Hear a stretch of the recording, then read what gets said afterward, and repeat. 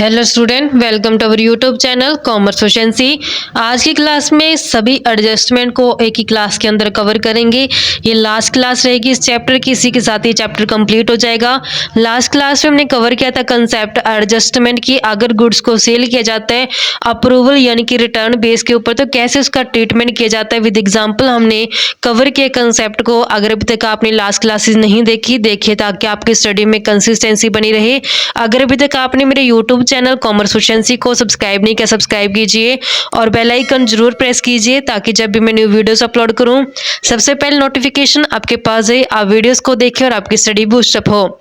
Cover करते हैं treatment of various adjustment, यानी कि जितने भी एडजस्टमेंट हमने पूरे चैप्टर के अंदर किए है उसको आज एक ही क्लास के अंदर कंप्लीट करेंगे थ्योरेटिकल बेस पे। अच्छे से समझेंगे कि कैसे किस एडजस्टमेंट का फाइनल अकाउंट के ऊपर कैसे इफेक्ट पड़ेगा, क्या एडजस्टमेंट एंट्री होगी, कवर करके चलेंगे।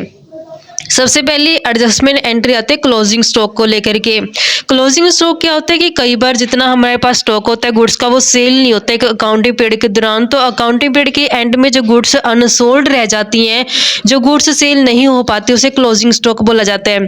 तो क्लोजिंग स्टॉक जो होता है वो ट्रेडिंग अकाउंट के अंदर दिखाया जाता है और सेकेंडली बैलेंस शीट के अंदर दिखाया जाता है असेट साइड पे। तो इसकी एडजस्टमेंट एंट्री हम कैसे पास करते हैं, closing stock account debit to trading account करके हमने इसकी एडजस्टमेंट एंट्री पास करनी है। और जो इसका इफेक्ट है ट्रीटमेंट कैसे किया जाएगा, एक तो हमने ट्रेडिंग अकाउंट की क्रेडिट साइड दिखाना है और दूसरा बैलेंस शीट के अंदर इसे असेट साइड पे दिखाया जाएगा। नेक्स्ट एडजस्टमेंट आती है आउटस्टैंडिंग एक्सपेंसेस की। आउटस्टैंडिंग एक्सपेंसेस ऐसे एक्सपेंसेस होते हैं जिनका बेनिफिट ले लिया गया एक अकाउंटिंग पीरियड के दौरान, लेकिन अकाउंटिंग पीरियड एंड हो चुका है, अभी तक इनकी पेमेंट जो नहीं की गई, ये अभी स्टैंडिंग है, खर्चे पे करने बाकी हैं। ऐसे खर्चों को आउटस्टैंडिंग एक्सपेंसेस बोला जाता है। जो भी कंसर्न एक्सपेंस होता है उसके अंदर इसको ऐड कर देते हैं। जैसे अगर मान लेते हैं कि सैलरी पे करनी बाकी है तो सैलरी आउटस्टैंडिंग है, तो सैलरी जब हम एक्सपेंस दिखाएंगे इसको, जो ये एक्सपेंस होते हैं डायरेक्ट भी हो सकते हैं, इनडायरेक्ट एक्सपेंसेस भी होते हैं। अगर ये डायरेक्ट एक्सपेंस है तो इफेक्ट जाएगा ट्रेडिंग अकाउंट के ऊपर, अगर ये इनडायरेक्ट एक्सपेंसेस है तो इफेक्ट जाएगा प्रॉफिट एंड लॉस अकाउंट के ऊपर। तो इसकी एडजस्टमेंट एंट्री कैसे पास करेंगे, आउटस्टैंडिंग एक्सपेंसेस के लिए जो एडजस्टमेंट एंट्री हम पास करते हैं उसमें हमने एक्सपेंसेस अकाउंट को डेबिट कर देना है। तो जनरल एंट्री कैसे पास करेंगे, expenses account debit to outstanding expenses account को हमने क्रेडिट कर देना है। एक्सपेंसेस नॉमिनल अकाउंट के रूल के हिसाब से डेबिट किए जाते हैं। आउटस्टैंडिंग एक्सपेंसेस ये हमारे पास रिप्रेजेंटेटिव पर्सन अकाउंट के अंदर आता है। क्यों? क्योंकि ये रिप्रेजेंट करके चलता है कि एक्सपेंसेस क्या है अभी पे करने बाकी है। और सेकेंडली आउटस्टैंडिंग एक्सपेंसेस को लायबिलिटी साइड दिखाया जाता है, लायबिलिटी का बैलेंस क्रेडिट होता है, इसका इसको क्रेडिट किया जाता है। इसका इफेक्ट कैसे किया जाएगा, अब डिपेंड करता है कि जो ये खर्चे हैं एक्सपेंसेस है, क्या ये डायरेक्ट एक्सपेंसेस है या फिर इनडायरेक्ट एक्सपेंसेस है। अगर ये डायरेक्ट एक्सपेंसेस तो जाएंगे ट्रेडिंग अकाउंट के अंदर, अगर ये इनडायरेक्ट एक्सपेंसेस तो जाएंगे प्रॉफिट एंड लॉस अकाउंट के अंदर। तो ट्रेडिंग अकाउंट की डेबिट साइड दिखाएंगे और प्रॉफिट एंड लॉस अकाउंट की डेबिट साइड दिखाएंगे क्योंकि एक्सपेंसेस का बैलेंस क्या है यहाँ पे डेबिट है। अगर ये हमारे पास डायरेक्ट एक्सपेंसेस है तो हमने क्या करना है, एक्सपेंसेस के अंदर ऐड कर देना है आउटस्टैंडिंग एक्सपेंसेस को। ऐसे अगर ये इनडायरेक्ट एक्सपेंसेस है तो हमने प्रॉफिट एंड लॉस अकाउंट के डेबिट साइड में एक्सपेंसेस के अंदर ऐड कर देंगे जो भी आउटस्टैंडिंग एक्सपेंसेस है। और सेकंड इफेक्ट क्या पड़ेगा इसका कि जो आउटस्टैंडिंग एक्सपेंसेस है ये बैलेंस शीट के अंदर दिखाए जाएंगे लायबिलिटी साइड पे। ये एक्सपेंसेस को हमने डेबिट करना होता है क्योंकि नॉमिनल अकाउंट के रूल के हिसाब से जितने भी एक्सपेंसेस होते हैं वो डेबिट किए जाते हैं। इस कारण से एक्सपेंसेस अकाउंट को डेबिट किया जाता है, तो आउटस्टैंडिंग एक्सपेंसेस को हमने क्रेडिट कर देना है। ये ऐसे खर्चे हैं जो पे नहीं किए गए, ये लायबिलिटी होते हैं। और सेकेंडली इसका इफेक्ट जो अगर ये डायरेक्ट एक्सपेंसेस है तो ट्रेडिंग अकाउंट के अंदर ये दिखाए जाएंगे, अगर इनडायरेक्ट एक्सपेंसेस है तो प्रॉफिट एंड लॉस अकाउंट के अंदर दिखाए जाएंगे। अगर मान लेते हैं कि डायरेक्ट एक्सपेंसेस है तो जो भी हमारे पास डायरेक्ट एक्सपेंस होगा उसके अंदर हमने ये आउटस्टैंडिंग एक्सपेंसेस को ऐड कर देना है। अगर इनडायरेक्ट एक्सपेंसेस है जो अभी तक आउटस्टैंडिंग है पे करने रहते हैं तो हमने इनडायरेक्ट एक्सपेंसेस के अंदर आउटस्टैंडिंग एक्सपेंसेस को ऐड कर देना है। और दूसरा ये लायबिलिटी होती है, इस कारण से बैलेंस शीट के अंदर से लायबिलिटी साइड पे दिखाया जाएगा। प्रीपेड और अनएक्सपायर्ड एक्सपेंसेस, प्री मतलब कि पहले ही टाइम से पहले ही जो खर्चे पे कर दिए जाते हैं उन्हें प्रीपेड एक्सपेंसेस बोला जाता है। ये ऐसे खर्चे होते हैं जो करंट ईयर से रिलेटेड नहीं होते हैं, होते ये आने वाले कमिंग ईयर से रिलेटेड है, लेकिन करंट ईयर के दौरान इनकी पेमेंट कर दी जाती है। तो हमने जब फर्स्ट क्लास इस चैप्टर की कवर की थी तो उसके इंट्रोडक्शन के अंदर हमने समझा था कि हमने सिर्फ 12 महीने का जो अकाउंटिंग पीरियड होता है 12 महीने का, उसी के खर्चे इनकम को हमने कंसीडर करना होता है। जो नेक्स्ट ईयर का होता है उसको हमने इस अकाउंटिंग ईयर के अंदर कंसीडर है जो नहीं करना होता है। ये जो प्रीपेड होते हैं एक्सपेंसिव, ये नेक्स्ट ईयर से रिलेटेड होते हैं, इस कारण से हमने इस करंट ईयर के अंदर क्या करना पड़ता है, इसको हटा देते हैं। तो इसकी एंट्री हम क्या करते हैं, प्रीपेड एक्सपेंसेस की जो जर्नल एंट्री पास करेंगे, एडजस्टमेंट एंट्री कैसे पास की जाएगी इसकी, जो प्रीपेड एक्सपेंसेस इसको डेबिट किया जाएगा तो जर्नल एंट्री इसकी पास करेंगे, prepaid expenses account debit to expenses account को हमने यहाँ पे क्रेडिट कर देना है। प्रीपेड एक्सपेंसेस भी रिप्रेजेंटेटिव पर्सनल अकाउंट को अंदर आते हैं, क्योंकि ये भी रिप्रेजेंट करते हैं कि जो खर्चे हैं वो एडवांस में पे कर दिए गए हैं। तो इसका इफेक्ट क्या होता है कि ये भी डिपेंड करता है कि क्या जो एक्सपेंसेस है वो डायरेक्ट एक्सपेंसेस है या फिर क्या वो इनडायरेक्ट एक्सपेंसेस है। अगर ये डायरेक्ट एक्सपेंसेस है तो ये भी ट्रेडिंग अकाउंट की डेबिट साइड जाएंगे, अगर इनडायरेक्ट एक्सपेंसेस है तो ये प्रॉफिट एंड लॉस अकाउंट की डेबिट साइड जाएंगे। लेकिन प्रीपेड एक्सपेंसेस का मतलब क्या होता है कि प्री मतलब कि पहले ही है जो पे कर दिए गए, ये करंट ईयर के खर्चे नहीं थे, ये आने वाले नेक्स्ट ईयर से रिलेटेड थे, लेकिन करंट ईयर के अंदर इसको पे कर दिए हैं।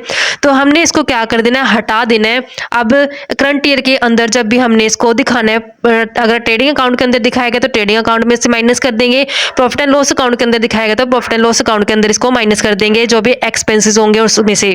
और सेकंड इफेक्ट क्या पड़ेगा कि जो प्रीपेड एक्सपेंसेस होते हैं ये बैलेंस शीट के अंदर असेट साइड पे जो दिखाए जाते हैं। Prepaid expenses account debit to expenses करके करते हैं। तो प्रीपेड एक्सपेंसेस अगर ये डायरेक्ट एक्सपेंसेस प्रीपे किए गए हैं तो हमने डायरेक्ट एक्सपेंसेस ट्रेडिंग अकाउंट के अंदर है जो माइनस कर देना है प्रीपेड एक्सपेंसेस को। अगर ये इनडायरेक्ट एक्सपेंसेस प्रीपे किए गए हैं तो हमने प्रॉफिट एंड लॉस अकाउंट के अंदर जो भी एक्सपेंसेस होगा उसमें से माइनस कर देने हैं। एक्सपेंसेस हमेशा डेबिट साइड जाते हैं, इस कारण से इसको प्रॉफिट एंड लॉस और ट्रेडिंग अकाउंट के डेबिट साइड दिखाया जाएगा। अगर डायरेक्ट एक्सपेंसेस है तो ट्रेडिंग अकाउंट के डेबिट साइड कर देंगे, अगर प्रॉफिट एंड लॉस अकाउंट के अंदर दिखाएंगे अगर इनडायरेक्ट एक्सपेंसेस है। दूसरी तरफ ये प्रीपेड होते हैं, यानी कि ये भी इसकी डेट नहीं थी पे करने के, एडवांस में पे कर दिए गए हैं ये, तो ये बैलेंस शीट के अंदर है जो असेट साइड पे दिखाई जाएंगे। नेक्स्ट एडजस्टमेंट आती है डेप्रिसिएशन के रिगार्डिंग। डेप्रिसिएशन क्या होता है कि जब भी बिजनेस के अंदर फिक्स्ड टेंजिबल असेट्स को इस्तेमाल किया जाता है, क्योंकि डेप्रिसिएशन किसके ऊपर लगता है, फिक्स्ड टेंजिबल असेट्स के ऊपर। ऐसी असेट जिसको हम देख सकते हैं, छू सकते हैं, जैसे मशीनरी होगी है, प्लांट हो गया, आर्ट सेक्टर्स के ऊपर है जो डेप्रिसिएशन चार्ज किया जाता है। तो जब बिजनेस ऑपरेशंस के दौरान हम मशीनरी को यानी कि जो फिक्स्ड टेंजिबल असेट्स होती हैं उसको यूज करते हैं तो उसकी वियर एंड टियर होती रहती है। वियर टियर का मतलब कहते हैं कि टूट फूट होती रहती है, जिससे असेट्स की वैल्यू डाउन हो जाती है, उसी को हमने डेप्रिसिएशन बोलना होता है। डेप्रिसिएशन क्या होता है, फर्म के पॉइंट ऑफ व्यू से एक्सपेंस होता है, एक्सपेंस का बैलेंस नॉमिनल अकाउंट के रूल के हिसाब से डेबिट होता है। तो जब हम एडजस्टमेंट एंट्री पास करेंगे तो डेप्रिसिएशन अकाउंट को डेबिट कर देंगे। और सेकेंडली डेप्रिसिएशन लगने से फिक्स्ड असेट्स की वैल्यू डाउन चली जाती है, जिस कारण से असेट्स को हमने यहाँ पे क्या कर देना, क्रेडिट कर देना है। क्योंकि असेट्स का बैलेंस वैसे तो क्या होता है, डेबिट बैलेंस होता है, लेकिन जब ये कम करनी होती है तो बैलेंस पलट के क्या कर देते हैं, क्रेडिट कर देते हैं। तो इसकी एडजस्टमेंट एंट्री पास की जाएगी, depreciation account debit to assets account. इसका ट्रीटमेंट कैसे किया जाएगा, जो डेप्रिसिएशन होगा इसे प्रॉफिट एंड लॉस अकाउंट के अंदर डेबिट साइड पे दिखाया जाएगा। और सेकेंडली जब बैलेंस शीट होगी, बैलेंस शीट के अंदर जो असेट्स होगा, असेट्स में से माइनस कर दिया जाता है डेप्रिसिएशन को। नेक्स्ट केस आते हैं अक्रूड इनकम का। अक्रूड इनकम ऐसी इनकम होती है जो कमा तो ली गई है लेकिन अभी तक रिसीव है जो नहीं होती।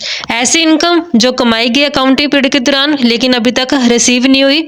अक्रूड इनकम जो होती है असेट्स होती है, यानी कि इसको बैलेंस शीट के अंदर असेट साइड दिखाए जाते हैं, इस कारण से इसका जो बैलेंस होता है वो डेबिट होता है। तो इसके एडजस्टमेंट एंट्री पास करते समय हमने अक्रूड इनकम को डेबिट कर देना है।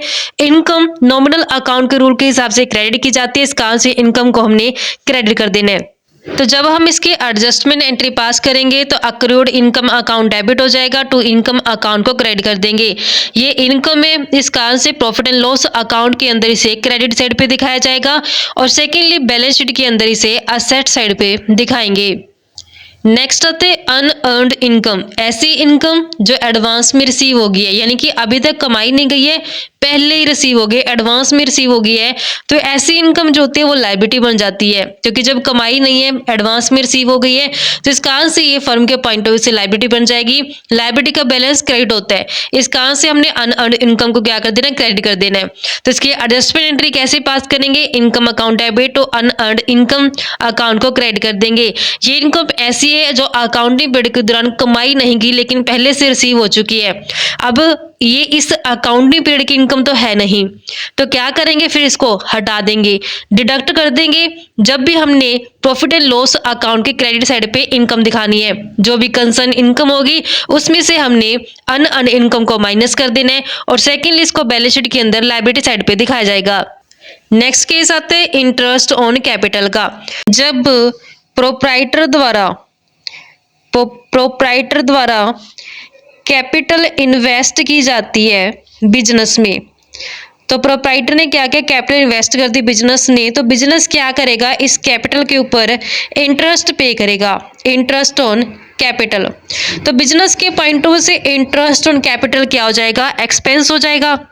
नॉमिनल अकाउंट के रूल के हिसाब से एक्सपेंस का बैलेंस क्या होता है, डेबिट होता है। जब हम इसकी एडजस्टमेंट एंट्री पास करेंगे तो इंटरेस्ट ऑन कैपिटल अकाउंट को डेबिट कर दिया जाएगा।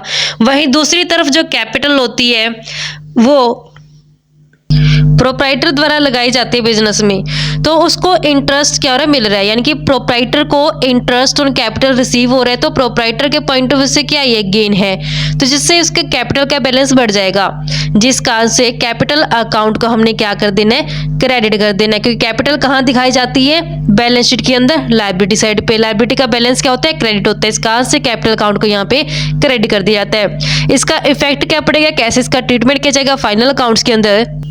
एक तो प्रॉफिट एंड लॉस अकाउंट के अंदर दिखाएंगे, प्रॉफिट एंड लॉस अकाउंट की डेबिट साइड दिखाया जाएगा इंटरेस्ट ऑन कैपिटल को।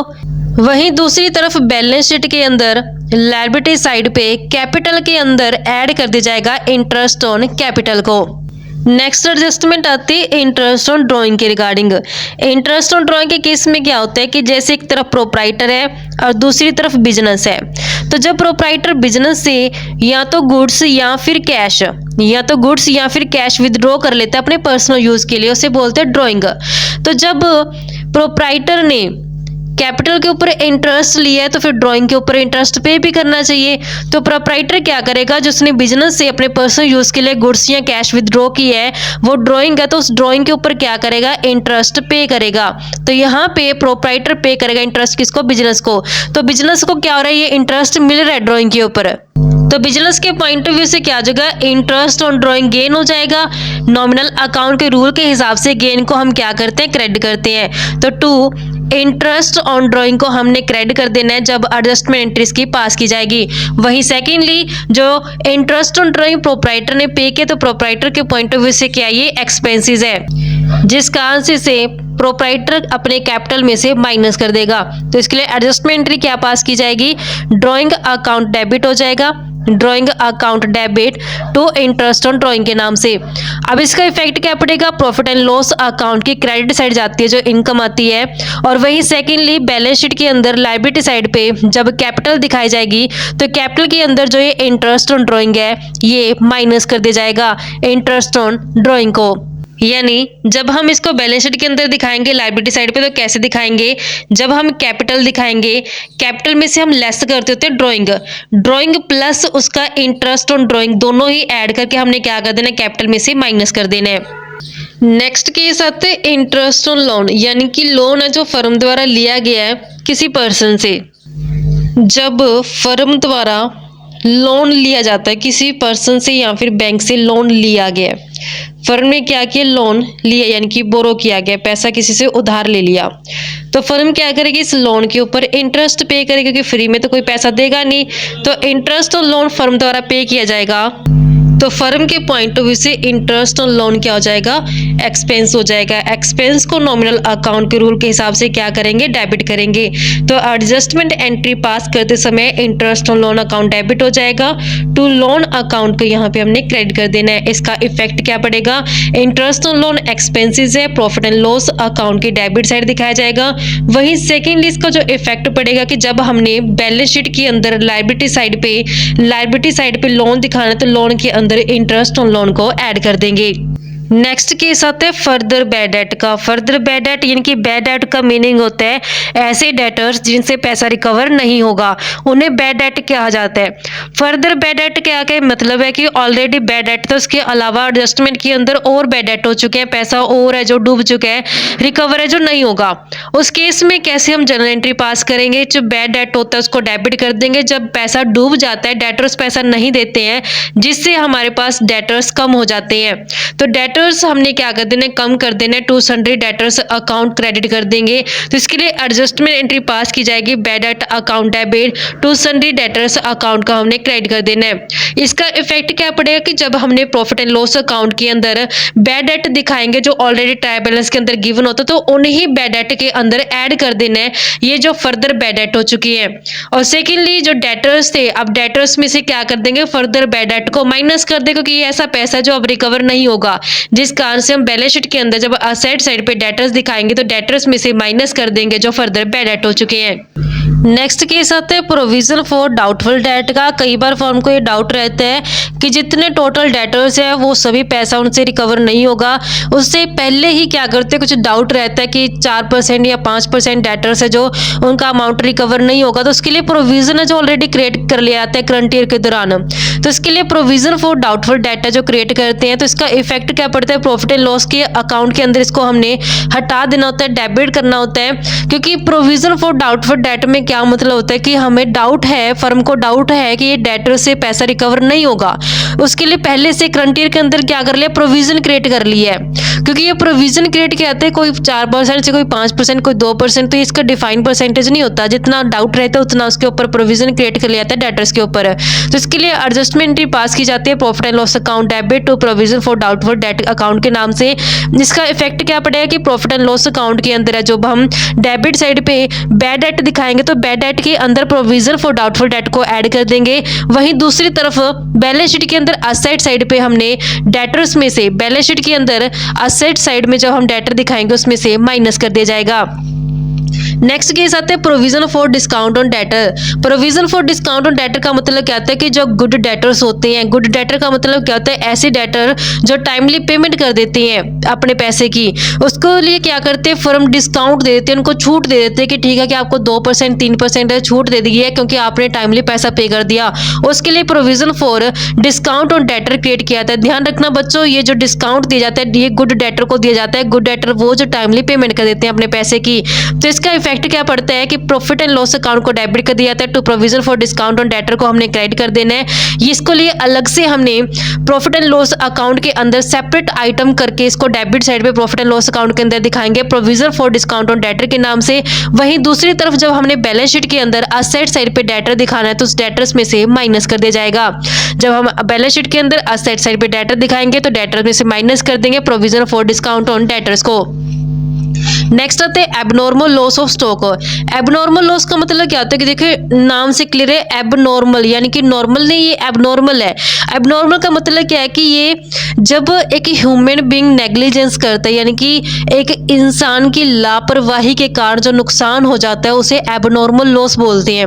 अब यहाँ पे लॉस किस चीज का हुआ है, स्टॉक का हुआ है, यानी कि गुड्स का जो नुकसान हो चुका है। जब गुड्स का नुकसान होता है ना, इससे क्या होता है कि परचेज बैलेंस कम हो जाता है। परचेज बैलेंस क्यों कम करते हैं, क्योंकि ये लॉस है, इसके जो पैसा तो मिला नहीं है। अब गुड्स है जो डिस्ट्रॉय बाय फायर हो चुकी है या फिर लॉस बाय थेफ्ट हो चुकी है, यानी कि आग लगने से नुकसान हो गया या फिर चोरी करने से नुकसान हो गया, तो चोर हमें पैसा तो दे के जाएगा नहीं, या फिर जब आग लगने के कारण गुड्स डिस्ट्रॉय हो उसके लिए उसका पैसा तो हमें मिलने वाला है नहीं है। जिस कारण से हमने क्या करना होता है कि परचेज अकाउंट को क्रेडिट कर देते हैं। यहाँ पे कैश अकाउंट क्रेडिट नहीं की जाएगी क्योंकि ये गुड्स सेल नहीं की गई है, ये तो लॉस हो चुके हैं। जिस कारण से परचेज का बैलेंस क्या कर देते हैं, हम कम कर देते हैं, परचेज अकाउंट को क्रेडिट कर देंगे यहाँ पे।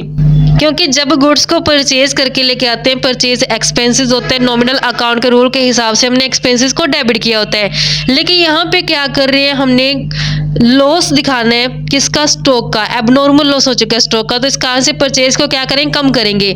तो जब हमने गुड्स परचेज की उस केस में जब हम डेबिट करके हैं, तो जब हम उसको कैंसिल करेंगे तो इस केस में पलट देंगे, परचेज अकाउंट को क्या कर देंगे, क्रेडिट कर देंगे। तो एडजस्टमेंट एंट्री कैसे पास करेंगे, परचेज अकाउंट को क्रेडिट कर दिया जाएगा। अगर मान लेते हैं कि जो एबनॉर्मल लॉस है तो उसकी कुछ रिकवरी हो गई इंश्योरेंस कंपनी से, तो इस केस में क्या करेंगे, इंश्योरेंस कंपनी को डेबिट कर दिया जाएगा। इंश्योरेंस कंपनी अकाउंट को डेबिट कर देंगे। जरूरी नहीं कि इंश्योरेंस कंपनी सारे का सारा पैसा जो रिकवर कर दे। जो पैसा रिकवर नहीं होते इंश्योरेंस कंपनी से वो हमने प्रॉफिट एंड लॉस अकाउंट से चार्ज करना होता है, तो प्रॉफिट एंड लॉस अकाउंट को डेबिट कर दिया जाएगा। इसके लिए एडजस्टमेंट एंट्री पास करेंगे, insurance company account debit, profit and loss account debit to purchase account के नाम से। इसका ट्रीटमेंट कैसे किया जाएगा, फाइनल अकाउंट के अंदर परचेज आती है ट्रेडिंग अकाउंट के अंदर। तो जब हम परचेज दिखाएंगे ट्रेडिंग अकाउंट के अंदर डेबिट साइड पे, तो क्या करेंगे, परचेज में से माइनस कर देंगे। ट्रेडिंग अकाउंट के डेबिट साइड जो परचेज दिखाई जाएगी उस परचेज में से माइनस कर देंगे इस परचेज का जो अमाउंट होगा। और second, profit and loss account के ऊपर भी इसका इफेक्ट पड़ेगा। तो जो अमाउंट रिकवर नहीं हुआ इंश्योरेंस कंपनी से वो हमने प्रॉफिट एंड लॉस अकाउंट के अंदर डेबिट साइड दिखा देना है। और जो इंश्योरेंस कंपनी से जो पैसा रिसीव हो चुका है ये बैलेंस शीट के अंदर असेट साइड पे दिखा दिया जाएगा। नेक्स्ट केस आते हैं हमारे पास कि अगर चैरिटी की गई है फॉर्म ऑफ गुड्स, यानी कि दान कर दिया गया, गुड्स क्या कर दी गई, दान कर दी गई है। ऐसे सेकंड केस के अंदर अगर गुड्स डिस्ट्रीब्यूट कर दी गई फ्री सैंपल के रूप में, यानी कि जब फ्री सैंपल बांट दी जाते हैं लोगों के अंदर, एक तरह का एडवर्टीजमेंट ही किया जाता है अपने प्रोडक्ट के रिगार्डिंग, लोगों को है जो अवेयर किया जाता है कि फ्री में यूज करके देखो प्रोडक्ट को। अगर ऐसी नेक्स्ट केस के अंदर अगर गुड्स को ड्रॉ किया गया, यानी कि प्रोप्राइटर अगर पर्सनल यूज के लिए गुड्स को ले जाता है बिजनेस से, तो ये तीनों केसेस के अंदर क्या होता है, परचेज का बैलेंस कम हो जाता है। क्योंकि हमने परचेज का बैलेंस कम क्यों करना है, क्योंकि यहाँ पे हमें किसी भी तरीके की कोई भी कैश है जो फर्म को रिसीव नहीं होती, जिस कारण से परचेज अकाउंट को यहाँ पे क्रेडिट कर दिया जाता है। क्योंकि जब गुड्स परचेज की जाती है तो परचेज अकाउंट को हम डेबिट करके आते हैं। अब जब यहाँ पे परचेज कम हो गई है इस कारण से परचेज को क्या करेंगे, पलट के बैलेंस क्रेडिट कर देंगे। तो तीनों ही केसेस के अंदर परचेज अकाउंट क्रेडिट हो जाएगा, क्योंकि इनसे क्या होगा कि परचेज बैलेंस कम हो चुके हैं। अगर गुड्स को चैरिटी के रूप में डिस्ट्रीब्यूट किए तो चैरिटी अकाउंट डेबिट कर दिया जाएगा। अगर गुड्स को फ्री सैंपल के रूप में डिस्ट्रीब्यूट किया गया तो फ्री सैंपल अकाउंट को डेबिट कर दिया जाएगा। अगर गुड्स को ड्रॉ किया गया पर्सनल यूज के लिए प्रोप्राइटर द्वारा तो ड्रॉइंग अकाउंट को डेबिट कर दिया जाएगा। तो इसका इफेक्ट क्या पड़ेगा समझते हैं। तो यहाँ पे जो तीन केस बनते हैं कि अगर गुड्स डिस्ट्रीब्यूट की गई एज अ चैरिटी, यानी कि चैरिटी की फॉर्म में गुड्स को डिस्ट्रीब्यूट कर दिया, या फिर फ्री सैंपल के रूप में गुड्स को बांट दिया, या फिर प्रोप्राइटर जो अपने पर्सनल यूज के लिए गया गुड्स को तो ड्राइंग जिसे बोलते हैं। तो इस तीनों के केस में क्या होता है कि परचेज का बैलेंस है जो कम हो चुका है, परचेज अकाउंट को क्या कर देंगे, तीनों ही केस के अंदर क्रेडिट कर देंगे। तो टू परचेज अकाउंट क्रेडिट कर दिया जाएगा। ऐसे इस केस में भी टू परचेज अकाउंट क्रेडिट कर दिया जाएगा। नेक्स्ट केस में परचेज अकाउंट को क्रेडिट कर देंगे। अगर गुड्स चैरिटी के रूप में डिस्ट्रीब्यूट की गई है तो चैरिटी अकाउंट को डेबिट कर दिया जाएगा। अगर फ्री सैंपल के रूप में डिस्ट्रीब्यूट की गई तो फ्री सैंपल अकाउंट को डेबिट कर दिया जाएगा। अगर ड्राइंग की गई है तो ड्राइंग अकाउंट को डेबिट कर देंगे। तो इफेक्ट क्या पड़ेगा इसका फाइनल अकाउंट के ऊपर। फर्स्ट केस के अंदर परचेज अकाउंट क्रेडिट है, परचेज कहाँ दिखाते हैं हम, ट्रेडिंग अकाउंट के अंदर डेबिट साइड पे। तो जब ट्रेडिंग अकाउंट के अंदर डेबिट साइड पे परचेज दिखाएंगे तो परचेज में से माइनस कर देंगे चैरिटी को। वहीं दूसरी तरफ जो चैरिटी की गई है इसको प्रॉफिट एंड लॉस अकाउंट के अंदर डेबिट साइड पे दिखाया जाएगा। यही सेम ट्रीटमेंट किया जाएगा फ्री सैंपल के केस में। जब हम ट्रेडिंग अकाउंट के अंदर डेबिट साइड पे परचेज दिखाएंगे, परचेज में से माइनस कर देंगे। वहीं दूसरी तरफ फ्री सैंपल को प्रॉफिट एंड लॉस अकाउंट के अंदर डेबिट साइड दिखाया जाएगा। इस केस में भी क्या होगा कि परचेज तो जरूर कम हो जाएगी जो ट्रेडिंग अकाउंट के अंदर डेबिट साइड दिखाई जाएगी, लेकिन ड्राइंग कहाँ दिखाते हैं हम, बैलेंस शीट के अंदर लायबिलिटी साइड पे दिखाते हैं। तो जब बैलेंस शीट के अंदर लायबिलिटी साइड पे कैपिटल दिखाई जाएगी तो कैपिटल में से माइनस कर दिया जाएगा ड्राइंग को। नेक्स्ट केस आता है मैनेजर कमीशन का। जो मैनेजर का कमीशन होता है अकाउंटिंग पीरियड जब एंड हो जाता है तो जो प्रॉफिट कैलकुलेट किया था उस प्रॉफिट के ऊपर मैनेजर के कमीशन को कैलकुलेट करते हैं। तो ये जो मैनेजर कमीशन होता है ये फर्म को पे करना पड़ता है। तो ये आउटस्टैंडिंग एक्सपेंस ट्रीट किया जाता है एक फर्म द्वारा, क्योंकि ये अकाउंटिंग ईयर क्लोज हो चुका है। तो जो हमें प्रॉफिट पता चलता है फर्म को उस प्रॉफिट के ऊपर ही इसका कैलकुलेट किया जाता है मैनेजर कमीशन। तो इसके लिए एडजस्टमेंट एंट्री पास की जाती है manager commission account debit to outstanding commission account के नाम से।